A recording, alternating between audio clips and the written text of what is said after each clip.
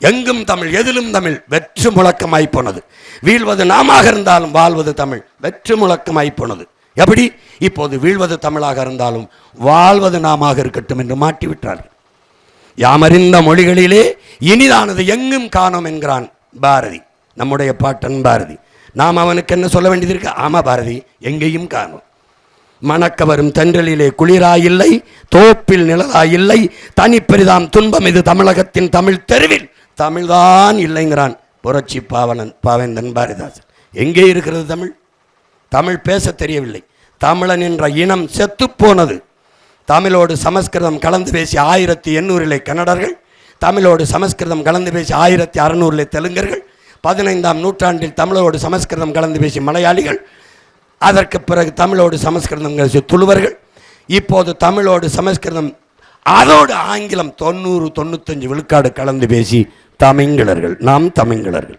தமிழர்கள்ங்கிற ஒரு இனம் செத்து போச்சு. தமிழ் மீட்சியே தமிழர் எழுச்சி என்கிறார் நம்முடைய தாத்தா மொழி ஞாயிறு தேவைநைய பாவாணர். தமிழ் மீட்சியுற, தமிழர் எழுச்சியுற, தமிழன் ஆட்சி மலர வேண்டும் என் அன்பு சொந்தங்களே.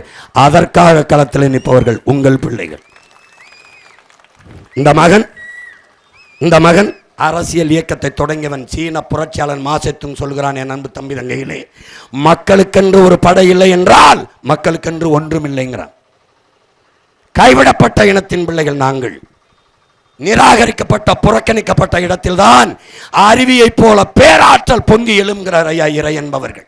அதை படித்து வாசித்து நேசித்த பிள்ளைகள் நாங்கள் கிளர்ந்து எழுகிறோம். நிராகரிக்கப்பட்டோம், புறக்கணிக்கப்பட்டோம், புறந்தள்ளப்பட்டோம், ஏமாற்றப்பட்டோம். எப்போது என் மொழியை இவர்கள் காப்பார்கள், என் இனத்தை காப்பார்கள், என் நிலத்தை காப்பார்கள், என் மக்களின் நலத்தை காப்பார்கள், என் வளத்தை காப்பார்கள், என் கடலை, என் மலையை, என் காட்டை எல்லாவற்றையும் காப்பார்கள் என்று நம்பி நின்றோம். கடைசியாக கண்முன்னே என் ஈழதாயகத்தில் லட்சக்கணக்கான மக்களை கொன்று குவித்தார்கள். அப்போதுதான் இவர்கள் எங்களுக்கானவர்கள் அல்ல என்பதை நாங்கள் உணர்ந்தோம், தெரிந்தோம், அறிந்தோம். அப்போது வெடித்து துடித்து கிளர்ந்தோம். என்ன செய்துவென்று தெரியவில்லை. கண்ணை பிசைந்து கொண்டு கையை கசக்கி கொண்டு அழுது கொண்டிருந்த பயனில்லை என்று சிறு சிறு நெருப்பு துண்டுகளாக சிதறி கிடந்த நாங்கள், சாதியும் மதமும் நம் அடையாளம் அல்ல, அது நம்மை பிளந்து பிரிக்கிறது, மொழி இன உணர்வுதான் நம்மை சேர்த்து இணைக்கிறது என்று நாங்கள் தமிழர்கள் என்ற இன அடையாளத்துக்குள் திரளத் தொடங்கினோம். அதுதான் தேசிய அரசியல் எழுச்சி, புரட்சி. இன்றைக்கு